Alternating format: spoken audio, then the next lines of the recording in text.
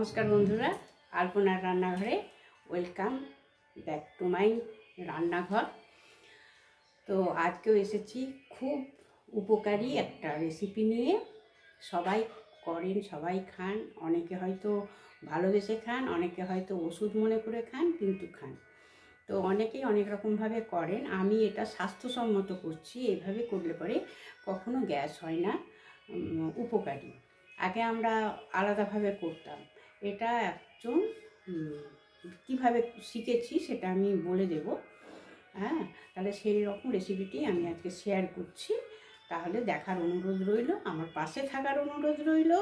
আমার নতুন বন্ধুরা প্লিজ চ্যানেলটি সাবস্ক্রাইব করবে, আর নতুন পুরাতন সব বন্ধুদের বলছি চ্যানেলটিতে দেখা শুরু করবে লাইক দিয়ে। একটা লাইক আমাদের অনেক উৎসাহ বাড়ায়। আর তাহলে এই কথাই রইল বন্ধুরা, অবশ্যই আমাকে সাপোর্ট করবে। বন্ধুদের সাপোর্ট ছাড়া একদম এগোনো যায় না। তাহলে আজকের মতো আমি রেসিপিটি শুরু করছি। ঠিক আছে, আজকে কি রেসিপি নিয়ে আসছি তাই দেখা যাক। এই যে বন্ধুরা, এই নিম পাতা আমি নিয়েছি। হ্যাঁ, এই যে এই নিম পাতা, আমরা তো গ্রামে, কাজে আমাদের বাজারের কেনা না, আমাদের যেখানে গাছ থেকে তোলা এই নিম পাতা নিয়েছি। আর এই বেগুন নিয়েছি। এই নিম বেগুন আমি কিভাবে করছি সেটাই আজকে আমি বন্ধুদের সাথে শেয়ার করতে চলেছি। প্রথমে আমি করবো কি, পাতাটা কিন্তু খুব ভালো করে আমি ধুয়ে নিয়েছি। হ্যাঁ, প্রথমে পাতাটাকে আমি ধোয়ার পরে শুকনো হয়ে গেছে, অনেকক্ষণ ধুয়ে নিয়েছি। তারপর এখন আমি পাতাগুলো একে একে ছাড়িয়ে নেব। কিভাবে ছাড়াবো, এখানে এখন একটু যদি সবুজ হয়ে থাকে বুড়ো পাতা, সেটা বুড়ো না, সবগুলোই খাওয়া যাবে, কোনো পাতাই ফেলা যাবে না। এই যে এইভাবে আমি পাতাগুলোকে ছাড়িয়ে নেব। ছাড়িয়ে নিয়ে কিন্তু আর ধোবো না। হ্যাঁ, এই যে আমি নিম পাতাগুলো এভাবে ছাড়িয়ে নিয়েছি। আর আগেই তো ধুয়ে নিয়েছিলাম। আর এগুলো কিন্তু কোনো কুচাতে হয় না। হ্যাঁ, কুচোইনি কিন্তু। আর একদম ডাঁটে রাখা যাবে না, যতই কচি হোক ডাঁটগুলো সম্পূর্ণ ফেলে দিতে হবে। আমি কিছুটা রেখে দিয়েছি দেখানোর জন্য। যে এইভাবে কচি বলে যে রেখে দেওয়া যাবে তা আমি রাখি না, তাইলে নিম বেগুনটা না খুব ভালো হয়। আর বেগুনটা ঠিক এইভাবে কুচিয়েছি। এই যে বোঝা যাচ্ছে তো বন্ধুরা, এই যে এইভাবে আমি বেগুনগুলো কুচিয়ে নিয়েছি ছোট ছোট করে একদম। আর কিভাবে আমি এটা ভাজছি সেটা অবশ্যই এবারে দেখিয়ে দেব। এই যে বন্ধুরা, কড়া বসিয়ে দিয়েছি। আর এটা মিডিয়াম ফ্লেমে আছে আমার গ্যাসটা। এতে কিন্তু আমি একদমই কোনো তেল দিইনি বন্ধুরা, অবশ্যই দেখা যাচ্ছে একদম আমার শুকনো কড়া। এর মধ্যে আমি করব কি, এই পাতাগুলো এর মধ্যে দিয়ে দেব। নিম পাতা যদি তেলের মধ্যে ভাজা হয় প্রচণ্ড ক্ষতিকর, প্রচণ্ড গ্যাস হয় এতে। আগে আমরা করতাম কি, নিম পাতাটাকে তেলে কড়কড়া করে ভেজে নিতাম। এতে দেখা যেত বাড়িতে প্রত্যেকে খুব, মানে যেদিনই নিম বেগুন খাওয়া হতো সেদিনই খুব শরীর খারাপ করতো, গ্যাস হয়ে যেত। দিয়ে আমাদের পাড়ার একজন বেড়াতে এসছে, আর আমার দেওরের তখন শরীরটা খুব খারাপ হয়েছিল, এই গ্যাস হয়ে গেছিল প্রচুর। তো জিজ্ঞাসা করলো তুই কী খেয়েছিস? বললো নিম বেগুন। বলছে নিম বেগুনটা কী করে ভাজা হয়েছে? তখন আমার শাশুড়ি বললো, কেন নিম বেগুন যেভাবে ভাজে, আগে তেলে ভালো করে পাতাটা ভেজে তুলে নিয়েছি, তারপরে বেগুনটা। বলতে কি যে না, নিম পাতা কখনোই তেলে ভাজবেন না, তাহলে গ্যাস অনিবার্য। সেই থেকে শিখেছি বন্ধুরা যে নিম পাতা কখনোই তেলে ভেজে খেতে হয় না। খেতে হয়তো খুব ভালো লাগে, কিন্তু ওটা প্রচণ্ড ক্ষতিকর, প্রচণ্ড। এতে কিন্তু আমি এখন নুন হলুদ কিছুই দিচ্ছি না। হ্যাঁ, শুধু পাতাটাকে একদম কড়কড়া করে ভেজে নেব। এইভাবে সমানে নাড়িয়ে যেতে হবে। আর গ্যাস কিন্তু সিম নেই।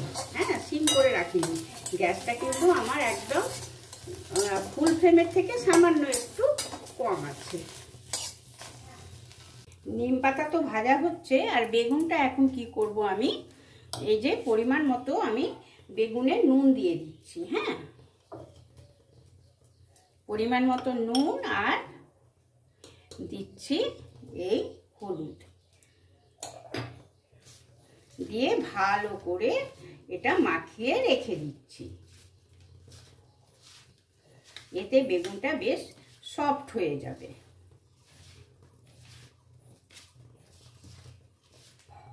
ব্যাস মাখিয়ে নিয়ে রেখে দিলাম। এই যে বন্ধুরা, আমি প্রায় 5 মিনিট ধরে ক্রমাগত এইভাবে নাড়িয়ে গেছি। হ্যাঁ, দেখা যাচ্ছে তো?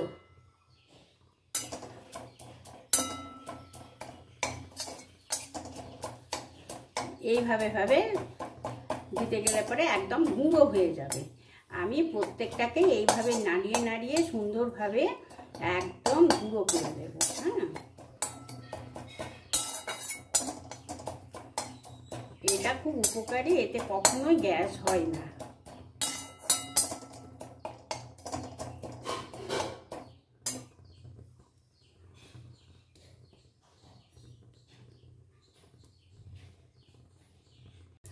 একদম ভাজা কমপ্লিট হয়ে গেছে। এবার আমি পাতাটা তুলে নেব।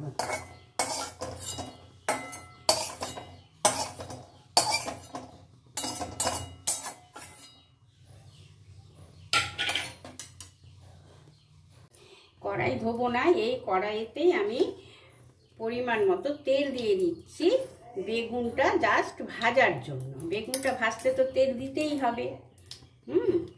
আমি এই 2 চামচ, ছোট চামচের 2 চামচ তেল এর মধ্যে অ্যাড করে দিলাম। তেল অলরেডি গরম হয়ে গেছে। আমি এই যে নুন হলুদ দিয়ে ভিজিয়ে রেখেছিলাম সেই বেগুনটা এর মধ্যে দিয়ে দিলাম। হাতে করে দিলাম, কারণ এই যে এতে খানিকটা জল কেটেছে। একদম ঢেলে দিলে পরে জলটা বেগুনের মধ্যে পড়ে যেত, বেগুনটা গদগদা হতো, ভালো করে ভাজা হতো না। তার জন্যে আমি হাতে জলটা ছেঁকে তারপর দিয়েছি। আর আমি বেগুনটা এখন আমি একদম ফুল ফ্লেমে রাখলাম। তা না হলে পরে এখন যদি মিডিয়াম বা লো ফ্লেমে রাখি তাহলে বেগুনটা ভাজতে গিয়ে গলে যাবে। ফুল ফ্লেমে 1 মিনিট নাড়াচাড়া করে নিলাম। তাহলে কি হলো, জলটা সম্পূর্ণ শুকিয়ে গেল, বেগুনের গায়ে আর কোনো জল নেই। এবারে আর গলে যাওয়ার ভয়টা থাকবে না। এখন আমি এটা লো ফ্লেম করে দিলাম। কোনো চাপা দিইনি বন্ধুরা, এইভাবেই আমি নাড়াচাড়া করে ভেজে নিচ্ছি। কখনো এভাবে ছেড়ে দিচ্ছি, কখনো নাড়াচাড়া করে নিচ্ছি। এইভাবেই বেগুনটা ভেজে নিতে হবে, তাহলে সারা সুন্দর ভাজা হবে এটা।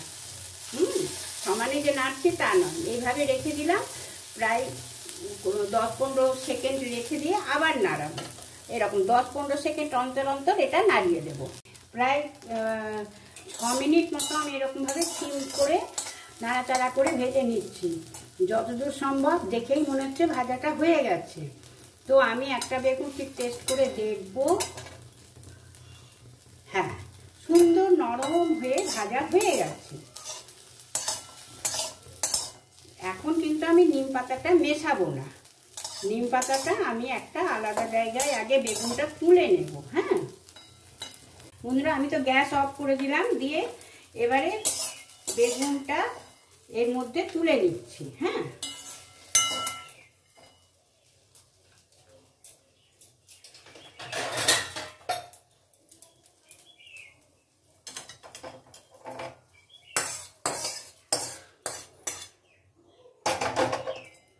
এই যে বন্ধুরা বেগুনটা তুলে নিলাম আমি। এইবারে করব কি, এই যে নিম পাতাটা ভেজে রেখেছি এটাকে হাত দিয়ে ভালো করে গুঁড়ো করে নিলাম। এই যে সুন্দর গুঁড়ো হয়ে যাচ্ছে। হ্যাঁ, এইবারে আমি এর মধ্যে নিম পাতাটা ছড়িয়ে দেব।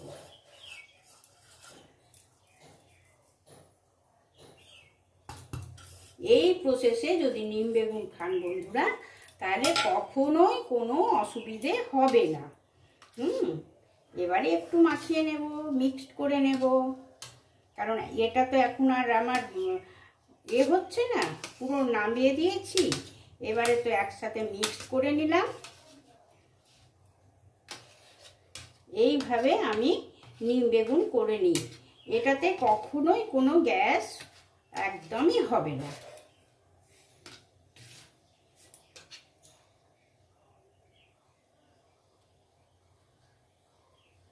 বন্ধুরা, আমার এই নিম বেগুনের রেসিপি কেমন লাগলো অবশ্যই জানাবে বন্ধুরা। আর কে কীভাবে রান্না করো সেটাও জানাবে। তাহলে এই প্রসেসটা যদি কেউ অন্য রকমভাবে করে থাকেন তাহলে এইভাবে করে দেখবে, টেস্টিও হয় অথচ শরীরের জন্য প্রচণ্ড উপকারী। তাহলে বন্ধুরা অবশ্যই কমেন্টের আশায় রইলাম।